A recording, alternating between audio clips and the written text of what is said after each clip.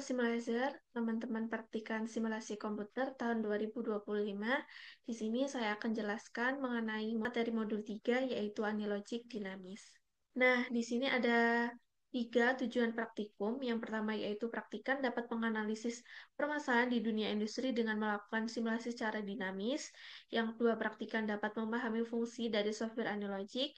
Dan yang ketiga, praktikan dapat menyelesaikan permasalahan pada sistem dinamis dengan software Anilogik. Nah, di sini ada definisi dari Anilogik, yaitu salah satu software yang dapat membantu dalam memodelkan lingkup kompleks dalam lingkungan pasar, baik berupa manufaktur maupun rantai pasok serta proses bisnis.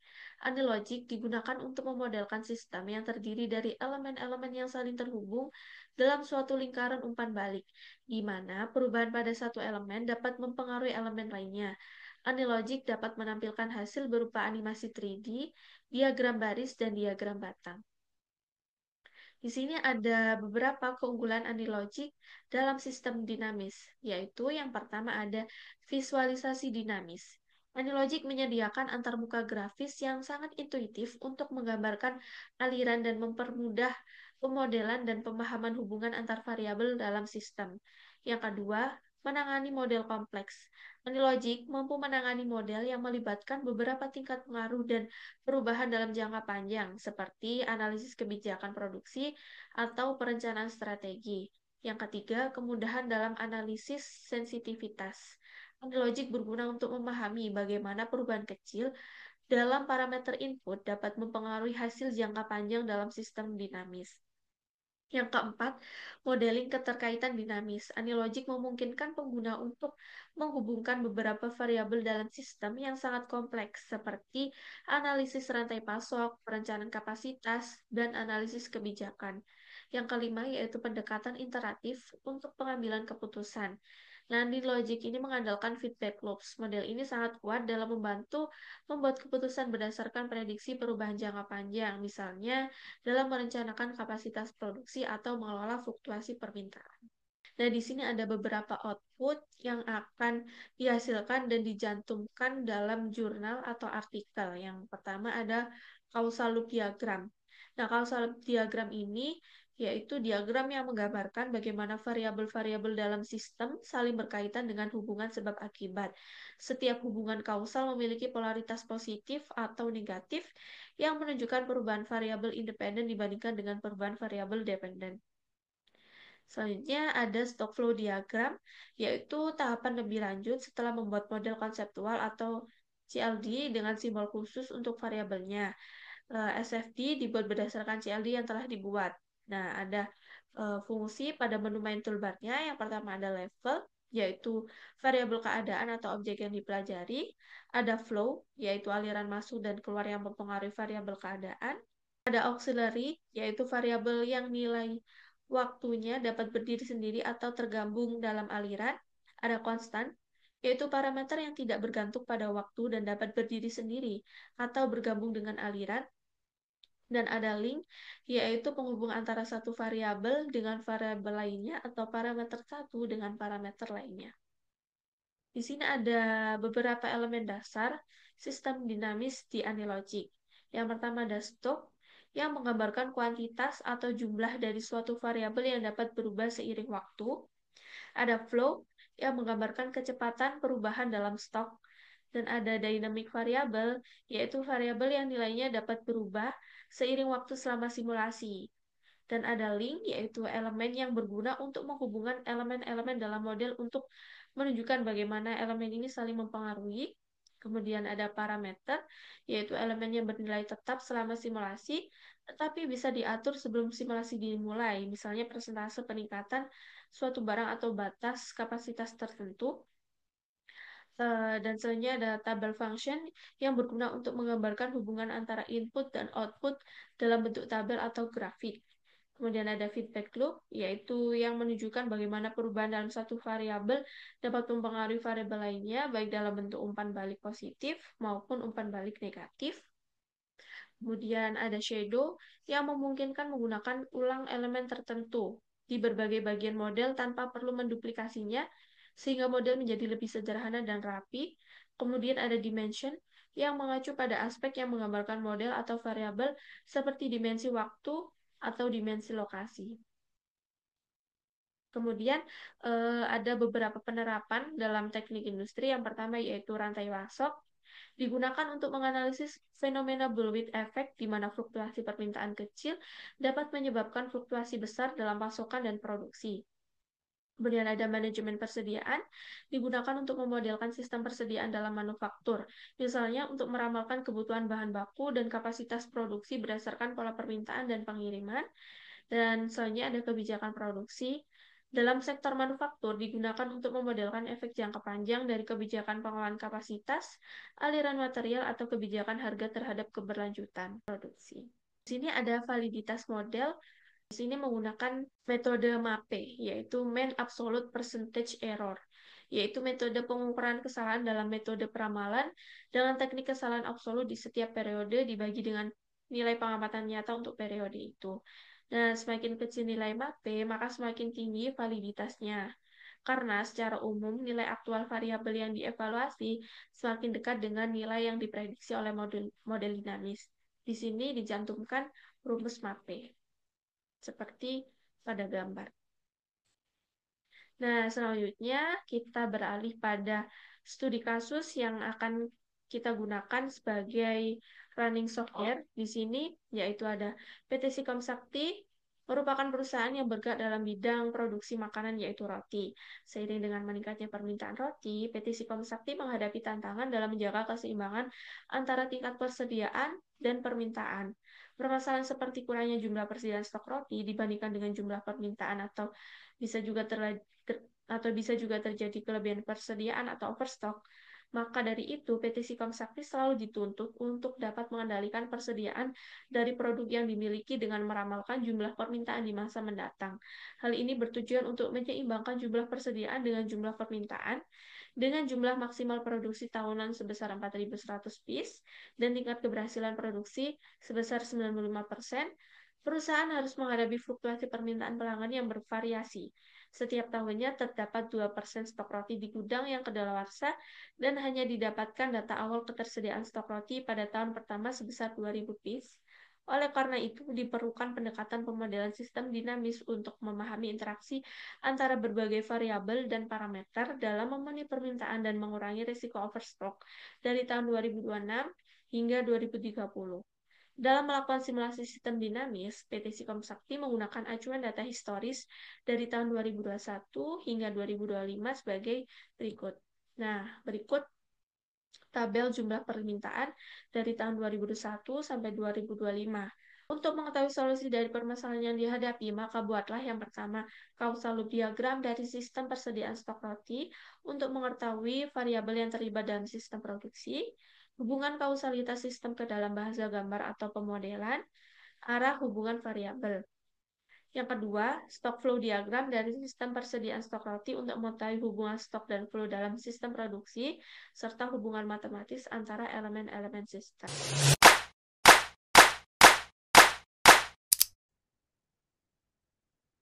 Oke, setelah pemaparan materi dan juga pemaparan studi kasus tadi, selanjutnya kita berada pada tahap eh, simulasi modelan. Yang pertama kita membuka softwarenya dulu dan juga create model. Kita namakan sesuai dengan nama yang diperlukan. Model 3, modul 3, Sikom Sakti. Oh ya, untuk spasi sendiri nanti bisa memakai garis bawah ini ya. Soalnya di sini nggak bisa spasi. Selanjutnya model time unitnya kita ganti ke years. Oke, kita klik finish.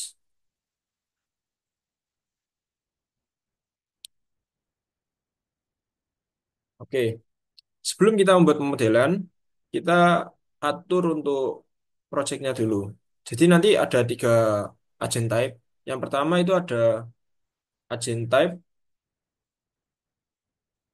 CLD. Kita langsung klik finish saja. Setelah itu ada agent type SFD. Rutinitas langsung. Oke. Dan ada ini rename aja ya, simulasi. Simulasi ini untuk eh, outputnya, jadinya untuk runningannya kita namakan simulasi. Nah, kita beralih ke,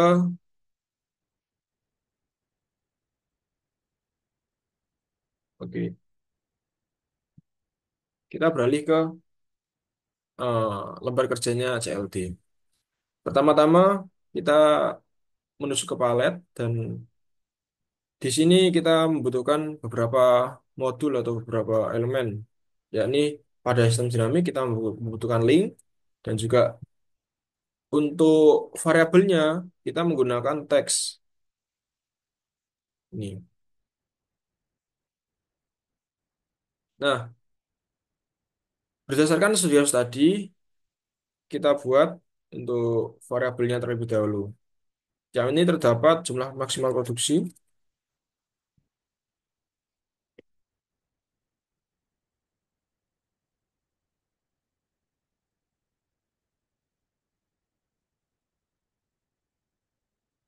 Selanjutnya terdapat persentase keberhasilan produksi.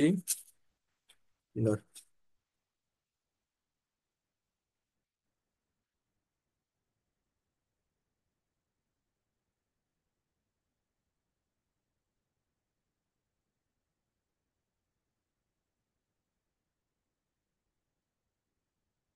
Roti hasil produksi.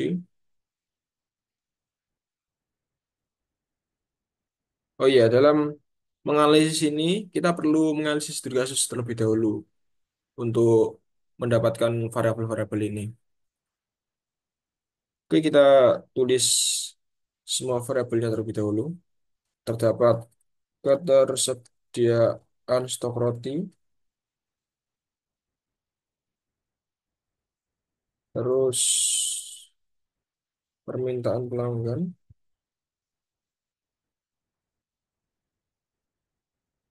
selanjutnya terdapat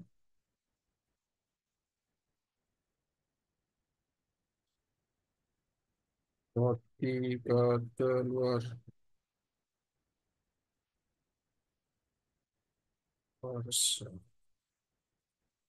gudang.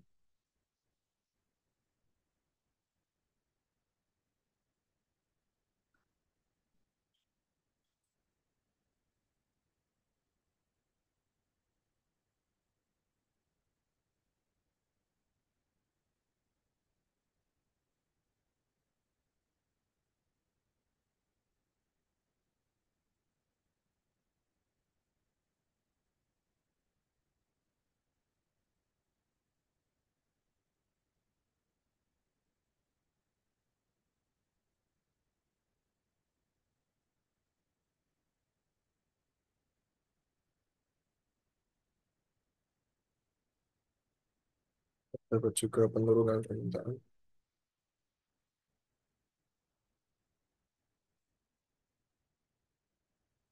Nah, peningkatan dan penurunan ini dipengaruhi oleh persentase juga, persentase peningkatan permintaan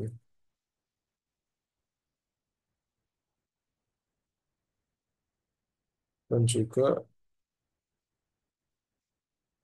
persentase penurunan permintaan.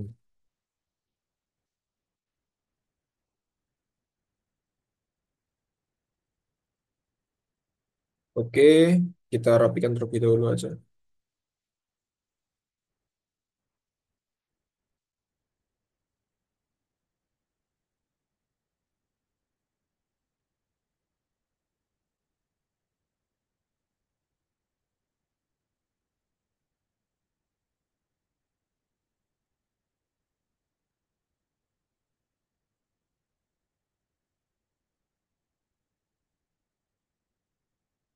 Nah, setelah kita sudah menulis semua variabelnya, selanjutnya kita ke balik sistem dinamik dan kita hubungkan antar variabel-variabelnya. Kita hubungkan dari atas terlebih dahulu jumlah maksimal produksi ke roti hasil produksi. Nah, perlu kita garis bawahi untuk eh, tiap-tiap link pasti ada polarity atau polaritas. Nah, polaritas ini menentukan berpengaruh apa sih variabel ini terhadap variabel variabel A terhadap variabel B. Mungkin katakanlah ini variabel jumlah produksi dengan roti hasil produksi. Nah, polaritas ini juga ada banyak macamnya. Ada positif, negatif, dan lain sebagainya. Ini SO dan custom. Nah, untuk modelan ini kita cuma menggunakan polaritas positif dan juga negatif. Nah, pada jumlah maksimal produksi dan roti hasil produksi ini menggunakan kualitas positif karena jumlah maksimal produksi itu memberikan efek tambahan atau mungkin memberikan eh, tambahan lah dari untuk roti hasil produksinya. Oke, kita centang yang polaritas positif. Selanjutnya terdapat persentase keberhasilan produksi yang kita hubungkan dengan roti hasil produksi. Ini juga memberikan polaritas positif karena memang mempengaruhi peningkatan dari roti hasil produksi. Makanya kita kasih polaritas positif. Nah, selanjutnya terdapat variabel hubungan variabel antara roti hasil produksi ke ketersediaan stok roti. Nah, ini kita kasih polaritas positif juga karena roti hasil produksi itu meningkatkan ketersediaan stok roti. Jadi kalian kalau masih bingung antara polaritas positif atau negatif, itu nanti bisa kayak merubah kata-katanya. Positif itu meningkat, kalau negatif itu menurun. Gitu aja. Secara umumnya lah. Nah, selanjutnya terdapat link pada persentase roti kadaluarsa di gudang ke roti kadaluarsa di gudang. Oh iya, ini belum ada ini ya, belum ada polaritasnya. Nah, kenapa link antara ketersediaan stok roti ke roti kadaluarsa ini berbalik daripada variabel roti hasil produksi dengan ketersediaan stok roti? Karena yang mempengaruhi ketersediaan stok roti itu nanti salah satunya ialah roti kadaluarsa di gudang. Dan roti kadaluarsa ini dipengaruhi oleh ketersediaan stok roti. Maka dari itu, dari penjelasan yang roti kadaluarsa dipengaruhi oleh ketersediaan stok roti, itu hubungannya bakalan berbalik gitu. Nah, tadi kan juga saya udah menyebutkan bahwasanya ini sama-sama berpengaruh. Jadi kayak ketersediaan stok roti mempengaruhi roti kadaluarsa dan roti kadaluarsa juga mempengaruhi ketersediaan stok roti. Maka dari itu, untuk linknya kita juga seperti feedback loop ini. Ada dua link yang saling berpengaruh. Oke, kita berikan polaritas pada ketersediaan stok roti ke variabel roti kadaluarsa di gudang dengan polaritas positif. Karena ketersediaan stok roti itu meningkatkan roti kadaluarsa di gudang. Jadinya kayak misal untuk ketersediaan stok roti di gudang lebih banyak, maka kemungkinan roti kadaluarsa di gudang juga bakalan lebih banyak lagi. Nah, untuk polaritas hubungan antara variabel roti kadaluarsa ke ketersediaan stok roti ini kita negatif. Oke.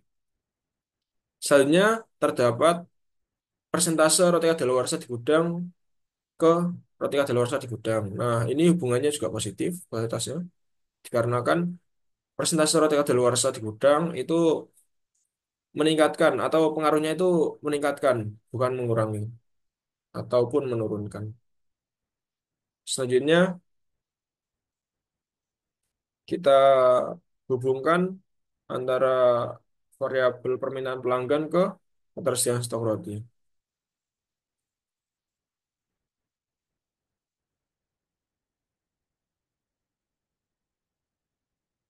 Pada hubungan antara variabel permintaan pelanggan dan juga ketersediaan stok roti, ini memiliki polaritas negatif.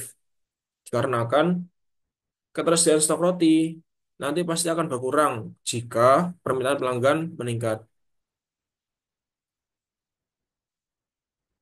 Selanjutnya kita hubungkan antara jumlah permintaan dengan permintaan pelanggan. Oke. Terus kita analisis polaritasnya, yakni positif. Karena kan jumlah permintaan meningkat, maka permintaan pelanggan juga meningkat. Maka dari itu pengaruhnya itu peningkatan, bukan penurunan. Selanjutnya kita hubungkan antara peningkatan permintaan ke jumlah permintaan dan penurunan permintaan ke jumlah permintaan.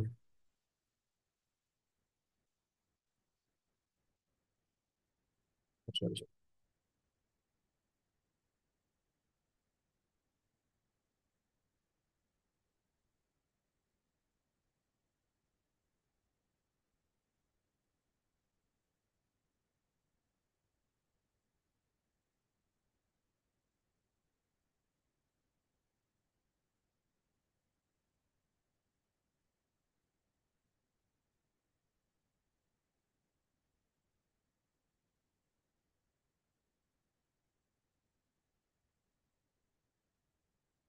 Jadi ini nggak harus pas nggak apa ya teman-teman. Soalnya emang dari software Anlogicnya itu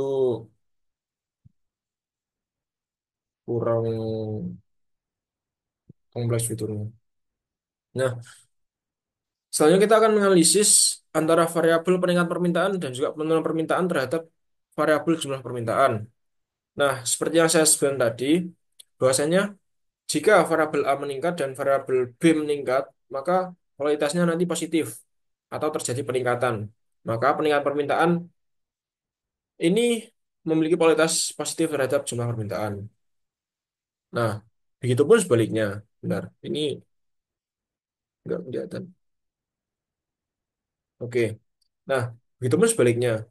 Jika eh, akibat dari hubungan antar variabel itu mengalami penurunan, seperti yang dilihat pada model ini, pada variabel penurunan permintaan dengan jumlah permintaan ini mengalami penurunan, maka kita menggunakan polaritas negatif. Nah, selanjutnya kita akan hubungkan lagi antara jumlah permintaan dengan peningkatan permintaan. Dikarenakan peningkatan permintaan itu juga harus dipengaruhi oleh jumlah permintaan. Jadinya semakin banyak jumlah permintaan, pasti peningkatan permintaannya juga bakalan semakin tinggi. Maka dari itu, kita perlu menghubungkan seperti ini, feedback loop, ya kan, ke variabel peningkatan dan juga penurunan.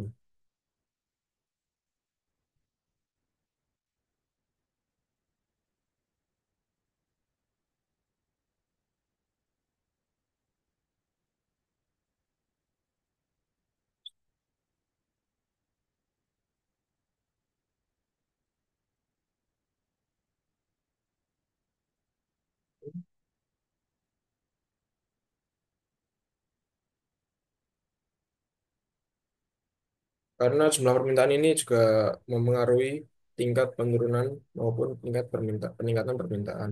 Nah, untuk hubungan atau polaritas antara hubungan variabel jumlah permintaan dengan peningkatan permintaan pasti nanti terjadi peningkatan. Maka dari itu kita berikan polaritas positif. Kalau jumlah permintaan terhadap penurunan permintaan itu juga meningkatkan. Jadinya kayak jumlah permintaan semakin banyak jumlah permintaan, semakin besar kemungkinan penurunan permintaan juga. Maka dari itu untuk kualitasnya kita beri positif. ini beda ya antara hubungan jumlah permintaan dengan penurunan permintaan ataupun peningkatan permintaan dan hubungan antara peningkatan permintaan dengan jumlah permintaan. Maksudnya peningkatan atau penurunan permintaan dengan jumlah permintaan. Jadinya misal A, B. Nah, kalau ini B, A, B, A. Jadinya beda untuk kualitasnya pastinya. Oke, selanjutnya kita analisis yang variabel terakhir, yakni terdapat persentase peningkatan permintaan dan juga penurunan permintaan. Nah, ini yang mengaruhi cuma persentase ke peningkatan permintaan aja tanpa ada feedback loop seperti variabel sebelumnya.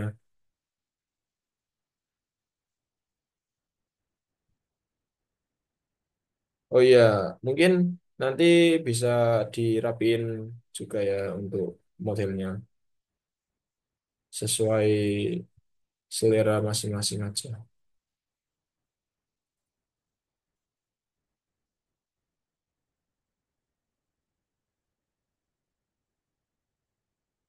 Oke, kita coba analisis dari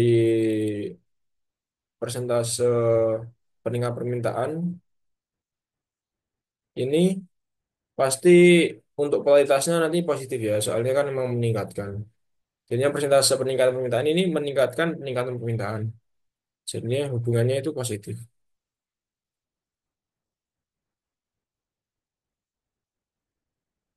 Oke, untuk persentase penurunan permintaan ke penurunan permintaan juga kualitasnya positif. Dikarenakan terjadi peningkatan. Jika sudah selesai membuat causal diagram, selanjutnya kita akan membuat stock flow diagram pada lembar kerja lainnya. Oke. Nah, untuk SFD ini berbeda dengan CLD. Kalau SFD ini nanti kita memainkan elemen stock dan flow. Bukan kayak tadi kita cuma main variabel dan juga memainkan link. Tapi ini nanti bakalan banyak kombinasinya lagi. Oke, mungkin kita cukup untuk membuat SFD-nya dulu aja. Nah, dari hasil analisis CLD tadi, kita bisa melihat bahwasanya terdapat tiga variabel utama di CLD ini, yakni terdapat peningkatan permintaan ini, sorry, dua variabel utama, yakni terdapat jumlah permintaan ini dan juga terdapat ketersediaan stok roti ini. Ini merupakan variabel utama.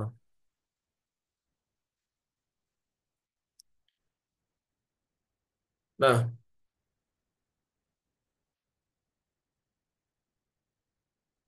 selanjutnya kita akan membuat stok atau level tipenya jumlah permintaan sesuai dengan variabel utama tadi.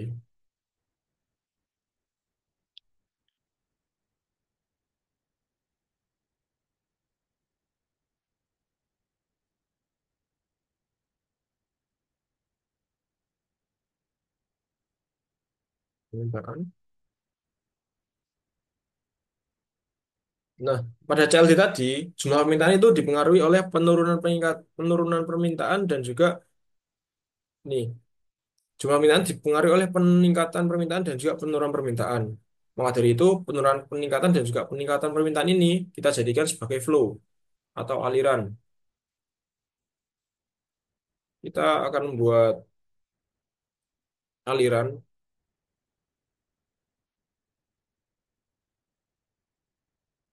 peningkatan permintaan di sini.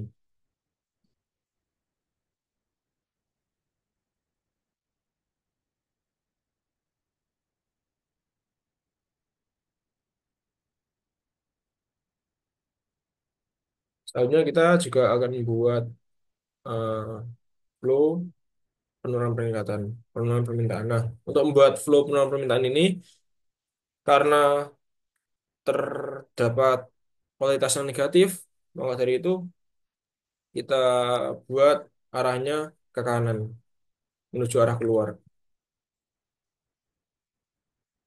dengan double klik. Oke. Nah, kita tulis penolongan permintaan. Nanti bisa dirapikan ya. Ini ya.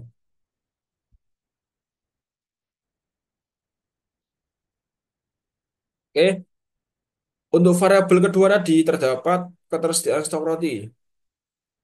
Variabel utamanya. Jadi kita akan membuat stok atau level ketersediaan stok roti.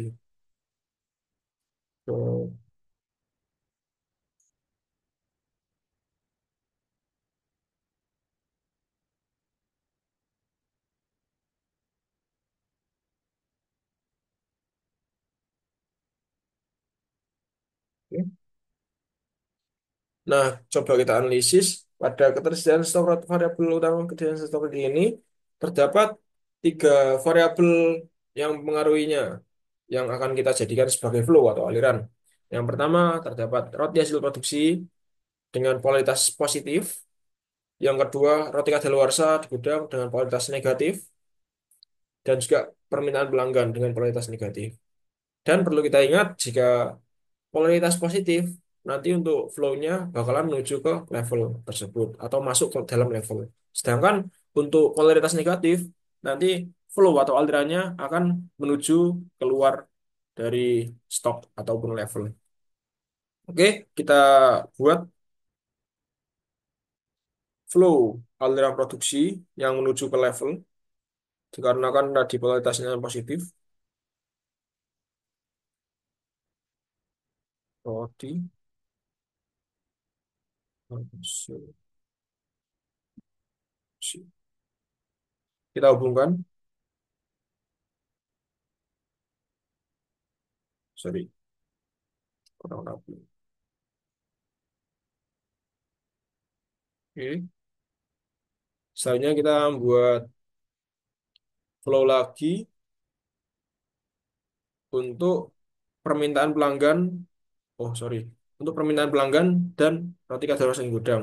Dikarenakan ini flow-nya keluar, maka dari itu double klik aja langsung ke tanda ke stoknya atau ke levelnya.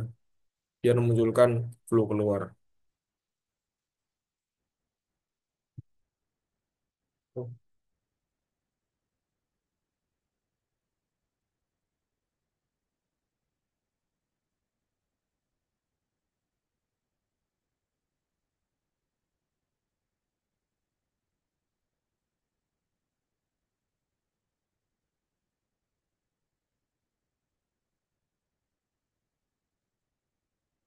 ini kita atur sesuai dengan kreativitas kita.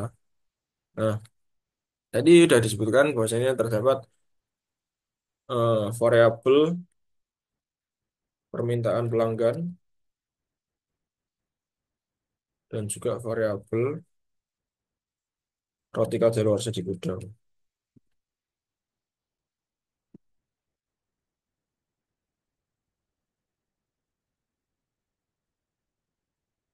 sebagai kualitas yang memiliki nilai negatif.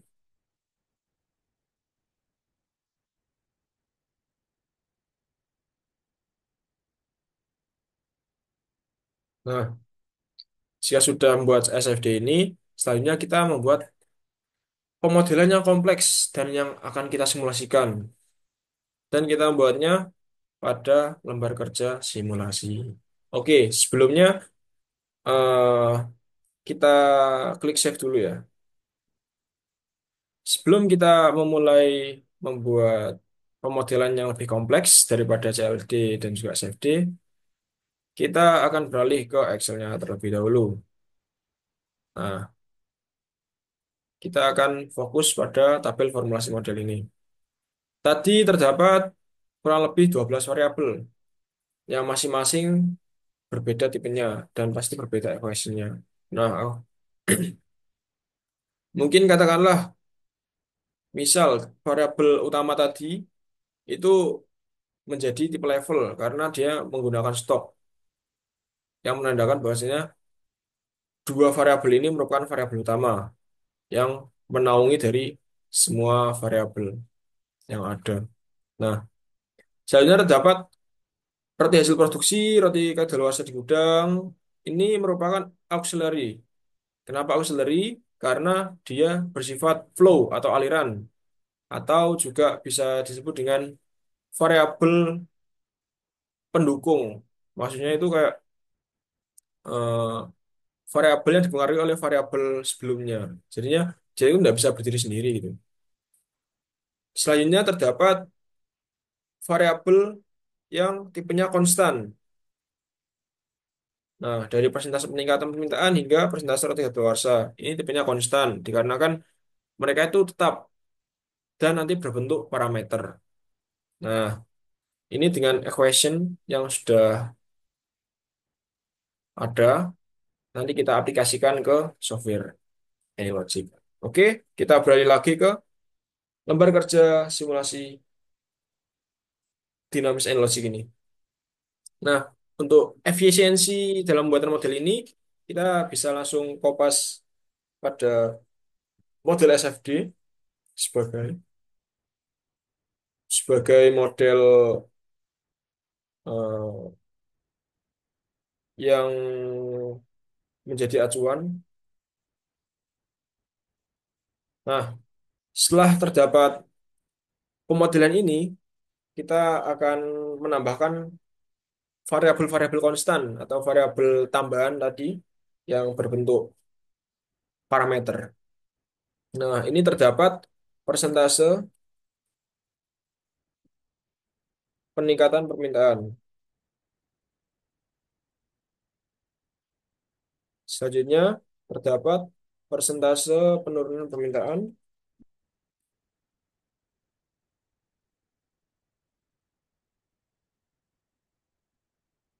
Nah, selanjutnya terdapat jumlah maksimal produksi, parameter jumlah maksimal produksi.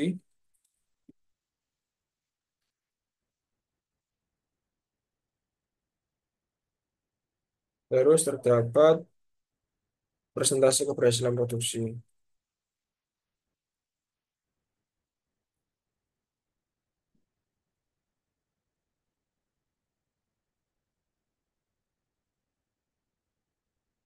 Pada flow roti kadaluarsa di gudang terdapat parameter persentase roti kadaluarsa di gudang. Oh, ya. Oh iya, sorry. Yang betul itu kadaluarsa ya, kadaluarsa. Soalnya dalam KBBI juga yang betul itu kadaluarsa. Bentar, diganti dulu ke kadaluarsa.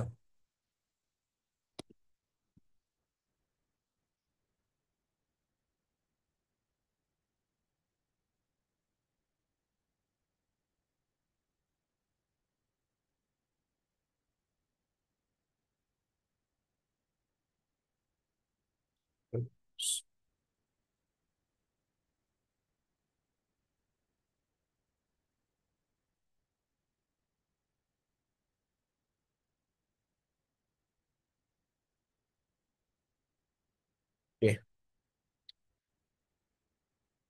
Selanjutnya kita akan menghubungkan antara variabel dengan tipe konstan dengan variabel auxiliary ataupun variabel level dengan variabel auxiliary.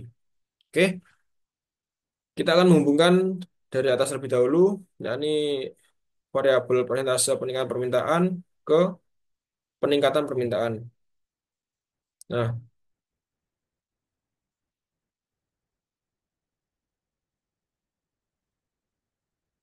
karena kan pada CLD ini saat kita analisis awal tadi, itu jumlah permintaan yang dipengaruhi oleh peningkatan permintaan ini juga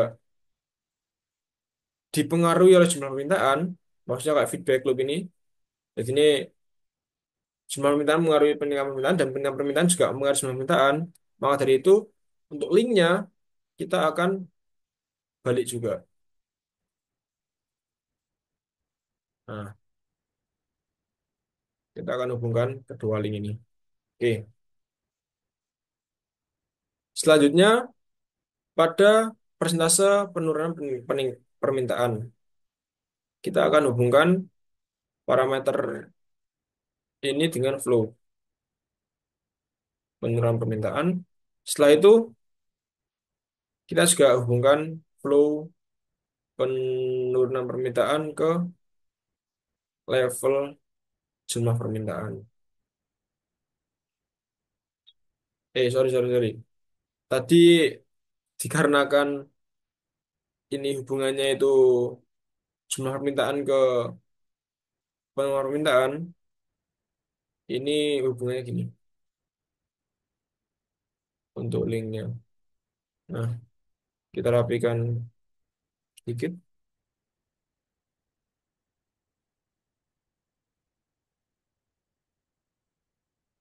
Oke. Selanjutnya kita hubungkan jumlah maksimal produksi ke rate hasil produksi.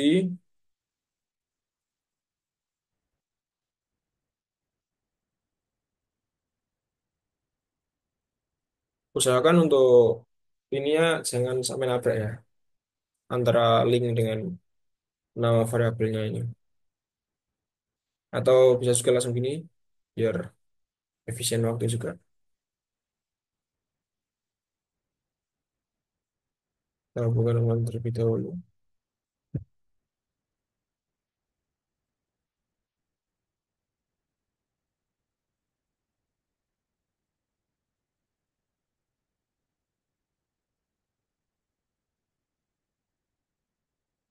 Nah, ini untuk menyelaraskan atau menyeimbangkan adjustment antara variabel utama satu dengan variabel utama dua, kita akan menghubungkan variabel jumlah permintaan ke aliran permintaan pelanggan. Karena kan memang permintaan pelanggan ini pasti dipengaruhi oleh jumlah permintaan. Nah, seperti ini. Jika sudah, kita akan menentukan equation-nya dari tiap-tiap parameter. Nah, bisa kita lihat tadi pada Excel. Oke, mungkin di split aja.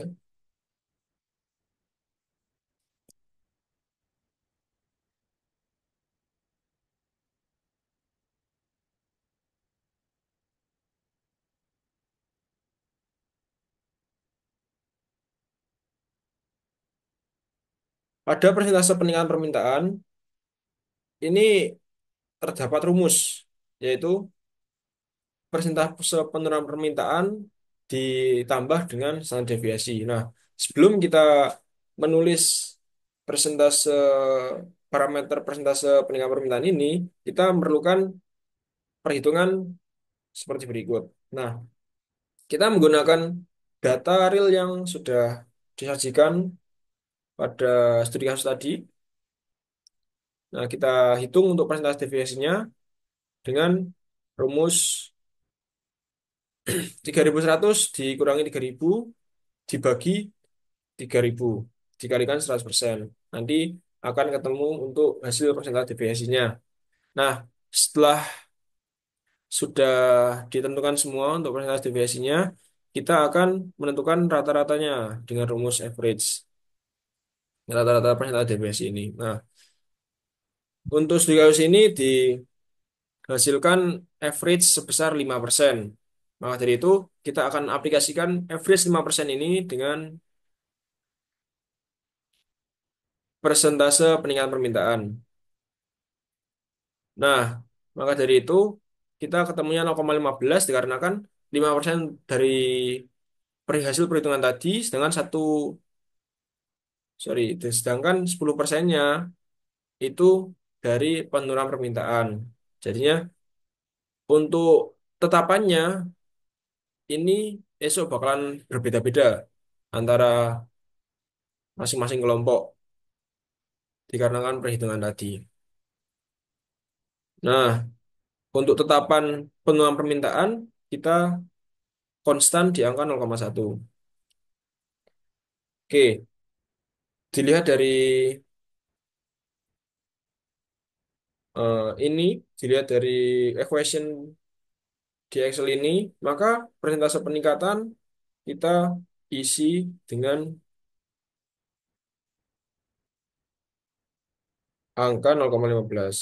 Oh ya, ini kita pakai titik ya, jangan pakai koma.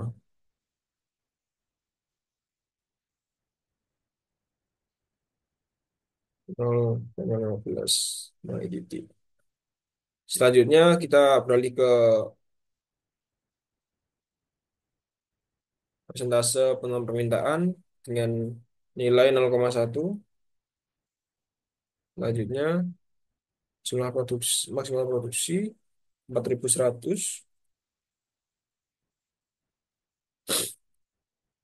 Persentase keberhasilan produksi yaitu 0,95 dan parameter terakhir ada persentase rata kadaluarsa di gudang yaitu sebesar 0,02 tiap tahunnya. Oke, setelah kita masukkan semua nilai equation pada parameter, kita akan beralih ke auxiliary atau ke equation flow ini. Pada equation flow ini, kita akan menganalisis hubungan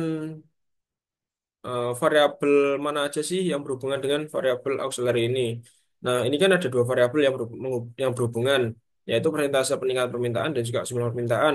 Maka dari itu, untuk peningkatan permintaannya, kita akan menggunakan rumus jumlah atau sorry, persentase peningkatan permintaan dikalikan dengan jumlah permintaan. Bentar. Ini untuk nah ini. Nah, jumlah permintaan dikalikan dengan persentase peningkatan permintaan. Jumlah permintaan dikali persentase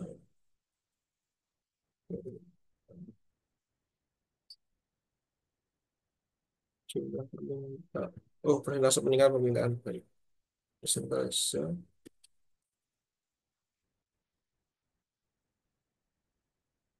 Nah, jika sudah tidak ada X-nya, berarti kita menginput sesuai dengan apa yang seharusnya diinput. Selanjutnya kita beralih ke flow pengelolaan permintaan. Terdapat dua variabel juga, yakni jumlah permintaan dan juga persentase pengelolaan permintaan.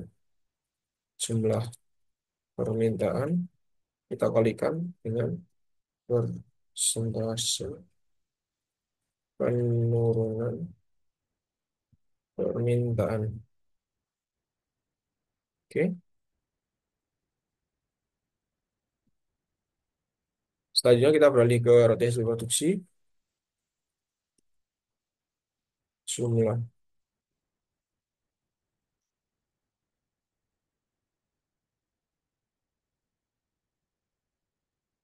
kalikan dengan persentase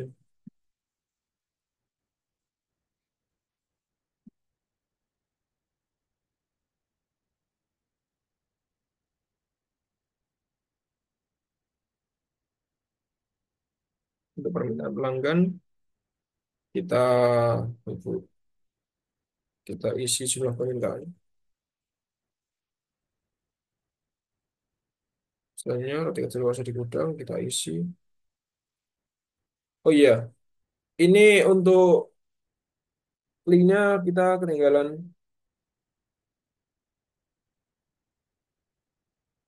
Sorry, kita ketinggalan link yang jumlah permintaan tadi. Ini seharusnya terdapat apa? Link yang menghubungkan level ketersediaan stok roti dengan roti kadaluarsa karena mau berhubungan, karena memiliki hubungan. Oke.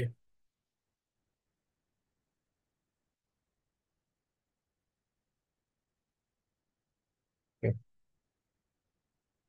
Selanjutnya kita lanjutkan untuk roti kadaluarsa di gudang. Kita menggunakan rumus roti kadaluarsa di gudang. Ketersediaan stok roti dikalikan dengan persentase. Betul.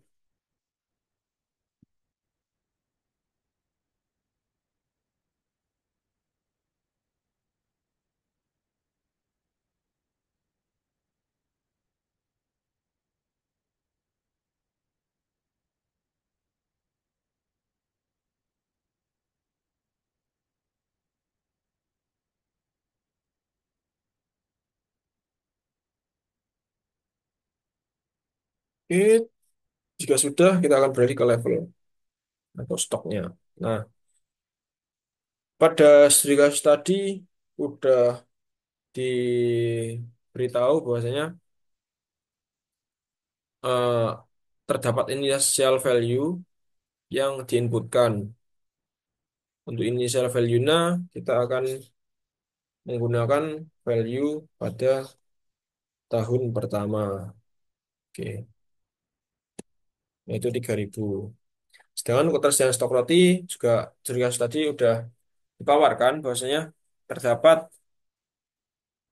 stok roti, ketersediaan stok roti yang didapatkan pada tahun pertama, yaitu sebesar 2.000.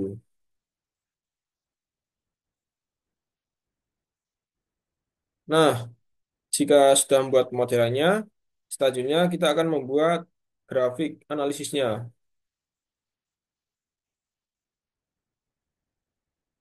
pada template ini, menggunakan template.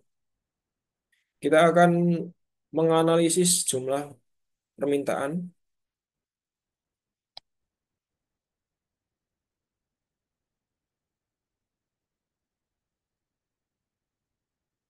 dan juga menganalisis ketersediaan stok roti. Langsung copy aja. Biar enak.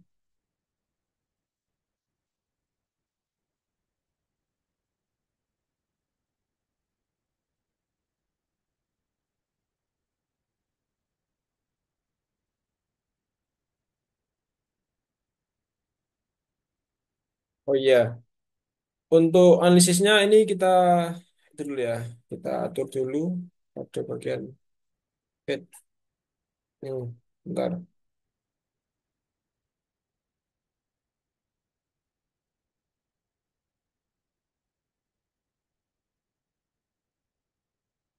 Oh sorry, pada bagian ini skala ini. Tadi kita kan memakai maksudnya kita akan meramalkan kejadian 10 tahun terakhir. Maka dari itu kita tulis saja 10, ya kan? Nah, ini juga kita tulis 10.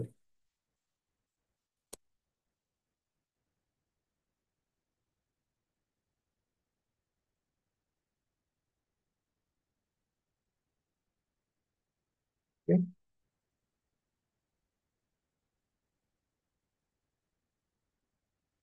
Jika sudah, kita bedakan ininya, warnanya. Dapat warna biru. So- Merah aja deh.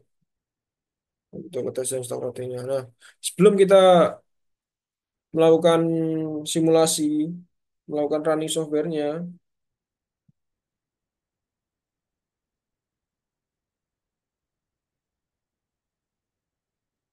kita cek terlebih dahulu untuk errornya dengan menekan ini problem. Nah, ternyata tidak ada problem pada pemodelan ini. Oke,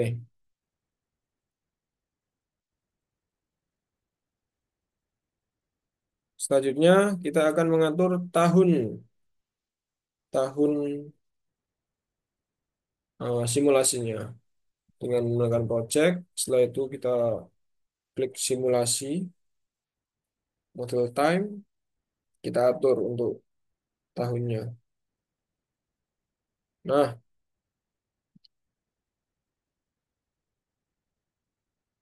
ini buat specified date. Nah, untuk tahunnya kita buat tahun 2021 sesuai dengan tahun awal data real tadi. Kita memakai bulan Maret tanggal 2 tanggal 1 Maret lah ya. Tanggal 1 Maret. Hingga ini untuk tahunnya kita ganti ke tahun 2030 Maret. Dan untuk tanggalnya ini samakan aja ya. Jadi ini 1 Maret 2021 hingga 1 Maret 2030. Oke, jika sudah kita save terlebih dahulu dan kita akan lakukan simulasi.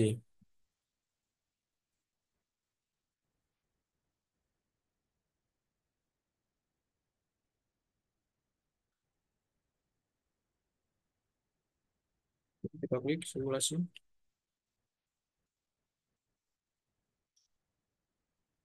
Ini didapatkan grafik jumlah permintaan dan juga grafik ketersediaan stok roti ini. Nah, misal udah diatur seperti tadi, pasti dia bakalan apa? Stop sesuai dengan tahun yang kita atur tadi. Oke, selanjutnya kita akan mengcopy data dari grafik yang sudah disimulasikan. Kita akan copy data grafik jumlah permintaan ke software Microsoft Excel. Nah,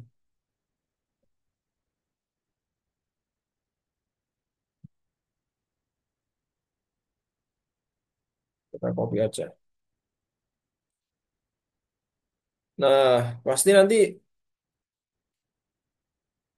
munculnya data yang kurang kurang enak dipandang. Maksudnya kayak kayak nggak jelas gitu. Bahkan ini hampir miliaran, bahkan triliunan.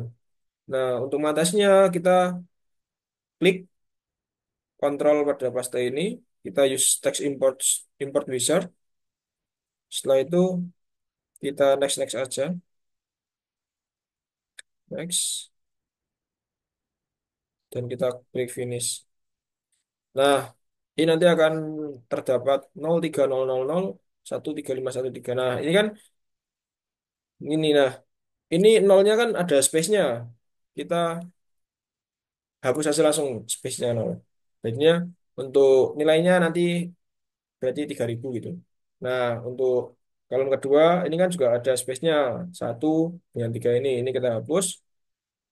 Terus yang angka di belakang titik ini kita hapus aja langsung. Begitu juga dengan seterusnya. Kita hapus langsung.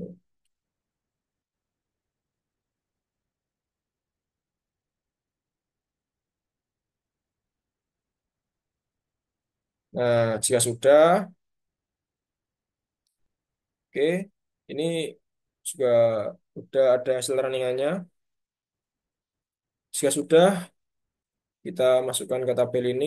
Terdapat tabel hasil running, jumlah permintaan dan ketersediaan stok roti tahun 2021 hingga 2030.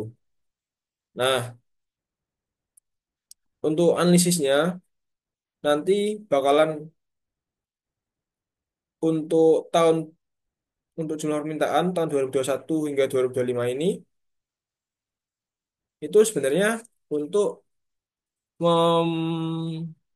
validasi, memverifikasi dan validasi bahwasanya jumlah permintaan dari data simulasi dan juga jumlah permintaan realnya itu seberapa valid sih. Jadinya nanti kita akan membandingkan antara jumlah permintaan data real dengan data simulasi dengan tahun pada tahun 2021 hingga 2025. Dikarenakan tahun 2026 hingga tahun 2030 itu kan belum dilaksanakan. Jadi nanti masuknya ke peramalan. Nah, kita tidak perlu melihat ketersediaan stok roti ini pada Excel. Soalnya ini nanti bakalan dianalisisnya di laporan. Oke, selanjutnya kita akan masuk ke tabel validasi.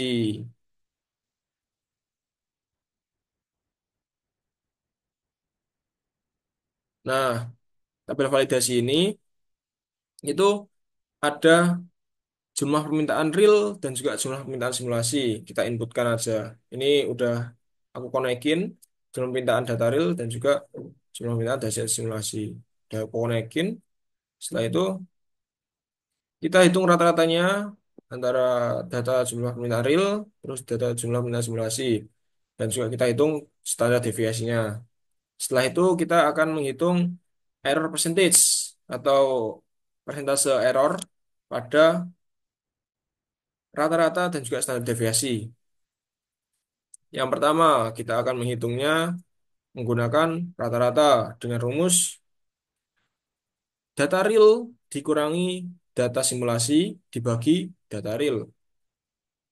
Begitu juga dengan error percentage pada standar deviasi. Data real dikurangi data simulasi dibagi dengan data real. Nah, untuk eh, keterangan tabelnya atau keterangan hasil dari error percentage tadi atau mungkin hasil dari rumus MAPE ini itu bisa dilihat pada tabel ini. Yani kurang dari 10% akan sangat baik, 10-20% dikategorikan baik, 20-50% layak, lebih dari 50% itu buruk. Nah, ini terlihat bahwasanya error percentage rata-rata dan juga error percentage standar deviasi ini berada pada kategori sangat baik. Jadinya untuk tingkat validasinya itu sangat akurat, bisa dikatakan sangat akurat. Oke, mungkin sekian untuk pembelajaran simulasi modul dinamis modul 3 ini. Saya mohon maaf jika ada kekeliruan dalam menyampaikan tadi atau mungkin kebingungan teman-teman dalam mencermati atau mencerna omongan saya tadi. Oke, saya mohon maaf. Wassalamualaikum warahmatullahi wabarakatuh.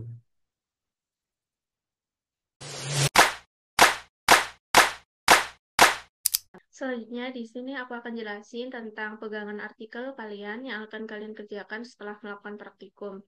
Nah, untuk bagian header di sini bisa kalian tulis jurnal praktikum simulasi komputer volume X. X di sini yaitu nomor modul, yaitu modul 3 untuk sekarang ini, dan nomor ini adalah total revisi yang diperoleh, dan ini adalah total halaman.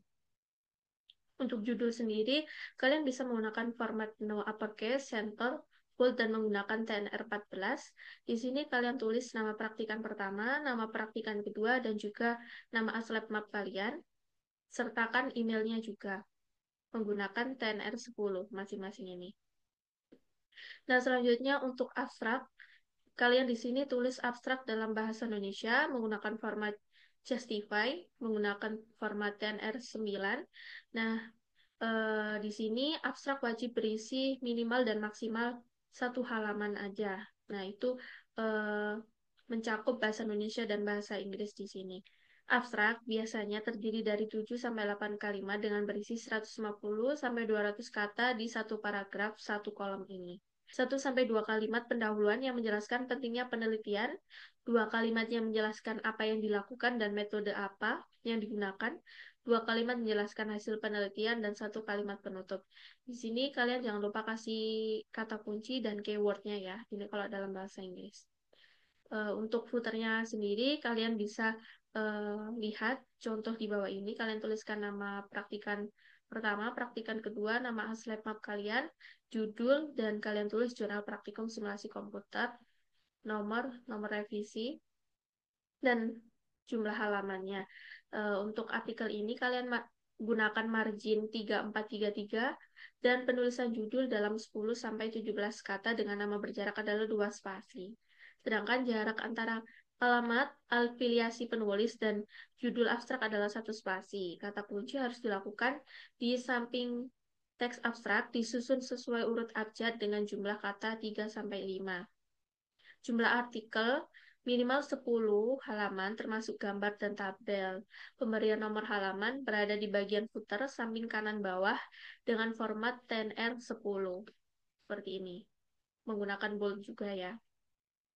Nah, untuk bab 1 yaitu pendahuluan, kalian gunakan eh, pada halaman yang kedua.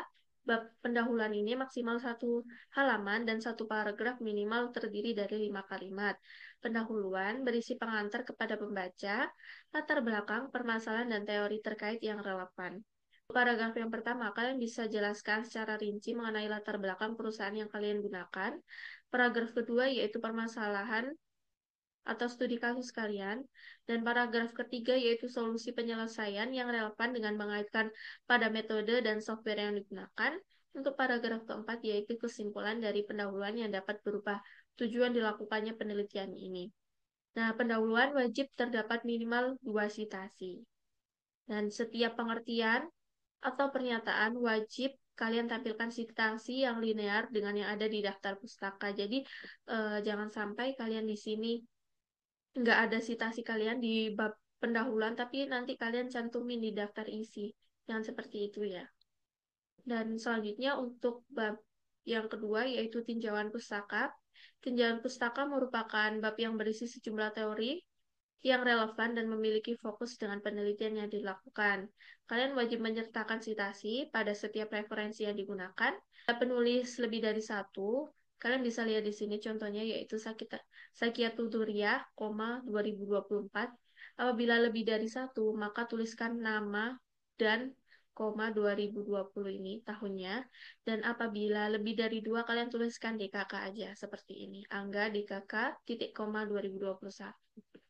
Dalam tinjauan pustaka wajib berbentuk subbab. Maksimal gambar yang boleh disisipkan adalah 1 dan tidak perlu menyisipkan tabel. Tinjauan pustaka ini wajib 2 halaman dan pada modul 3 ini subbab yang wajib kalian cantumkan adalah ini. Ada simulasi, sistem dinamis, causal loop diagram, stock flow diagram, anilogik, dan apabila kalian ingin menambahkan subbab lagi, terserah.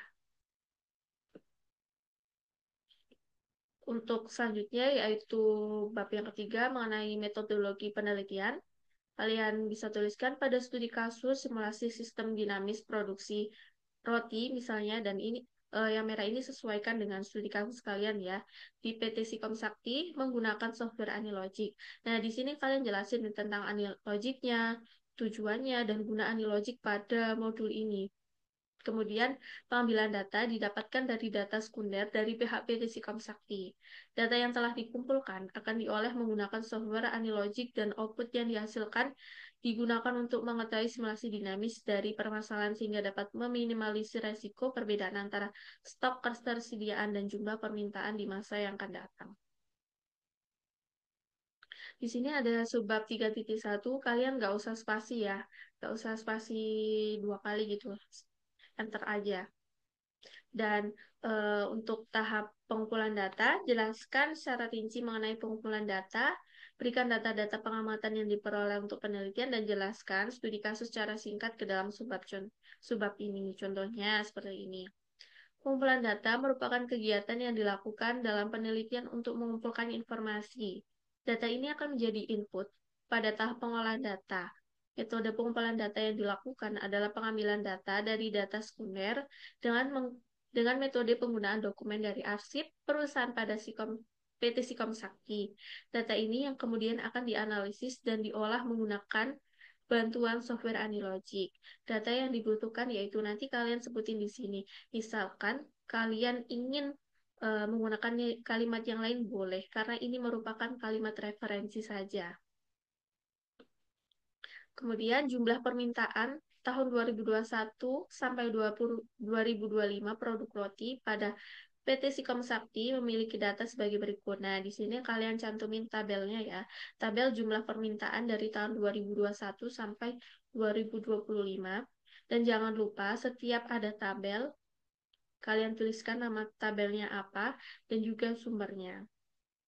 Dalam produksi roti, terdapat jumlah produksi tahunnya yang disesuaikan dengan kapasitas maksimal produksi perusahaan, yaitu sebesar X piece, dan tingkat keberhasilan produksi X%. Selain itu, perusahaan juga harus menghadapi permasalahan roti kedaluarsa setiap tahunnya dengan persentase sebesar X%. Stok roti di gudang yang kadaluarsa dan hanya didapatkan data awal ketersediaan stok roti pada tahun pertama sebesar XI. Kalian sesuaikan ini ya dengan studi kasus kalian.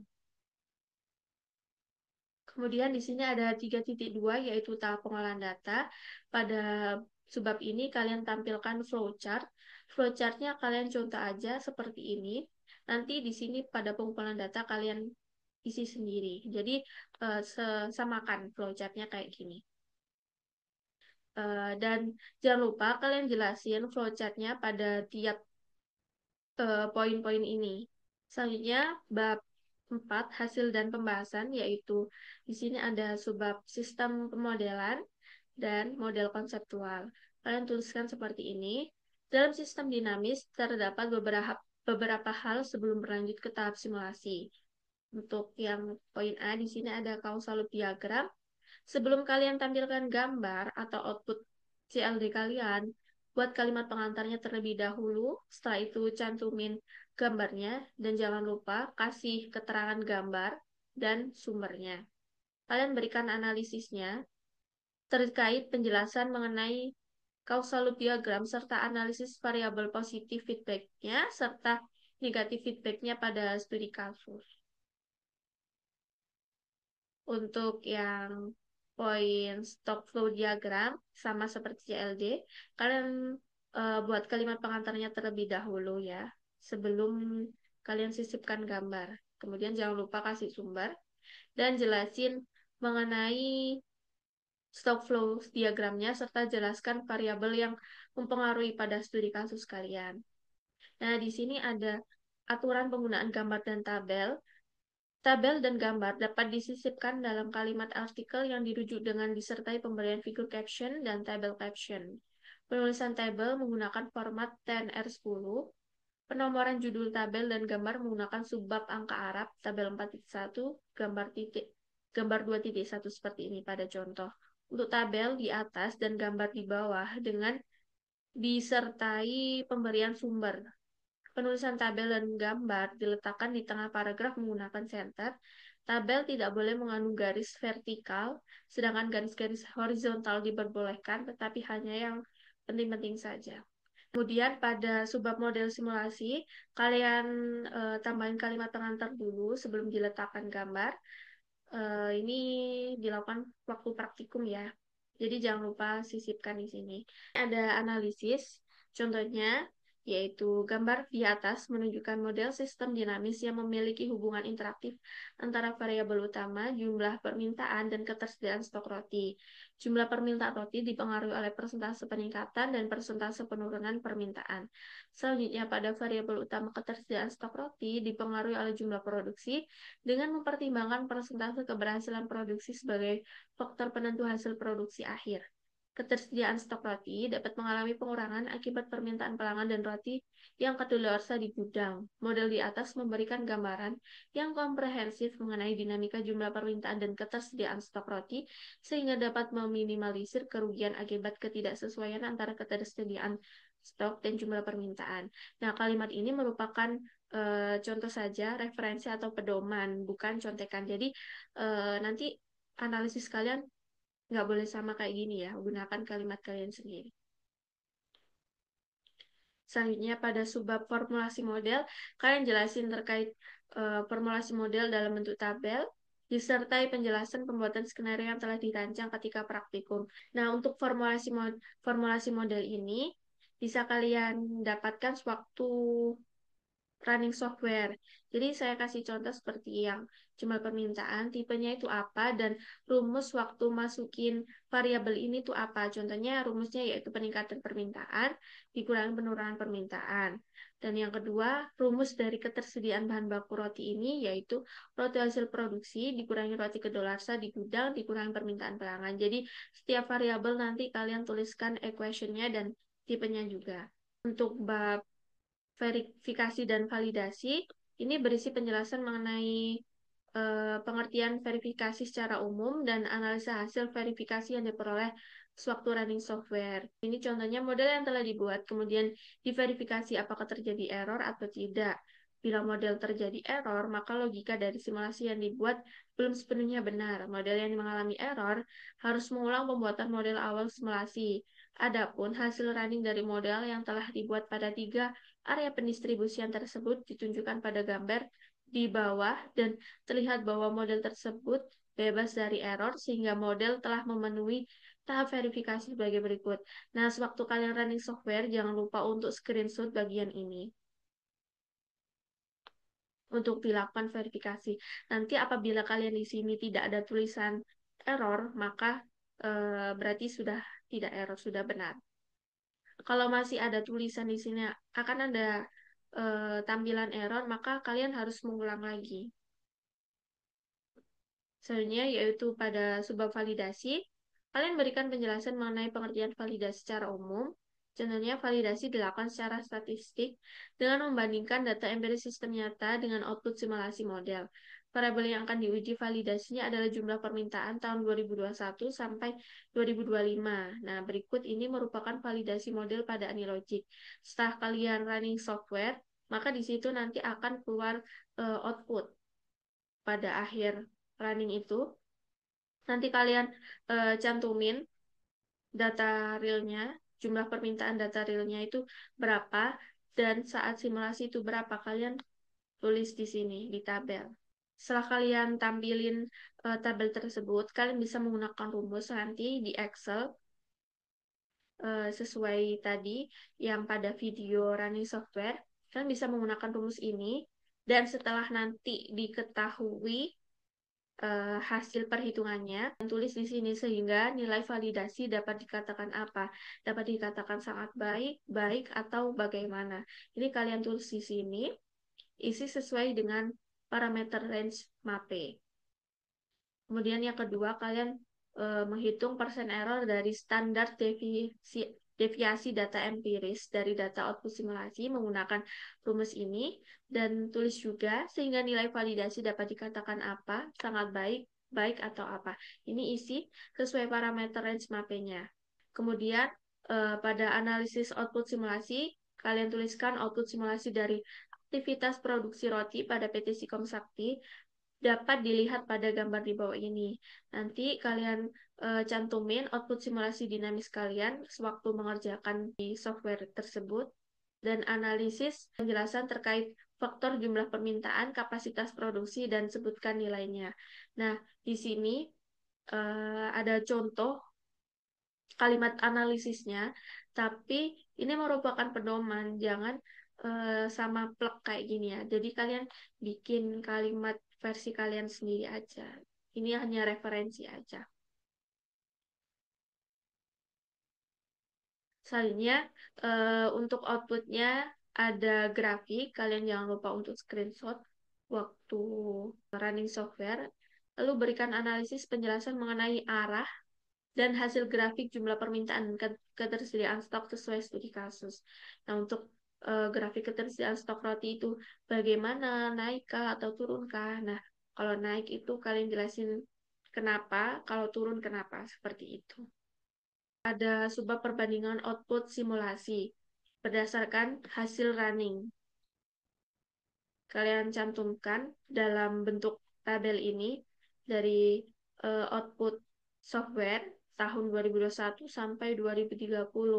Kalian cantumin dan berikan analisisnya terhadap perbandingan hasil simulasi dari jumlah permintaan dan ketersediaan stok roti serta analisis dampaknya. Contohnya di sini pada tabel di atas didapatkan bahwa hasil simulasi jumlah permintaan pada tahun 2021, 2022, 2027, 2028, 2009, dan 2030 memiliki perbedaan signifikan antara jumlah permintaan dengan ketersediaan stok roti, di mana pada tahun 2021 jumlah permintaan lebih besar daripada ketersediaan stok roti, yaitu 3.000 dan ini 2.000.